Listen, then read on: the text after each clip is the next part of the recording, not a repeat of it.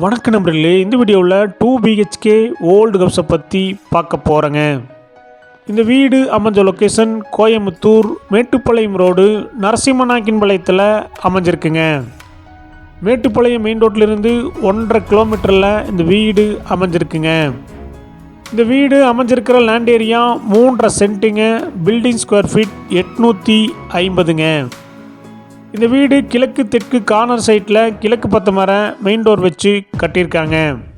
Land பஞ்சாயத்தை போடுங்க. Building plan approval இருக்குதுங்க. இந்த வீட்டுடைய மொத்த விலை 48 லட்சங்க.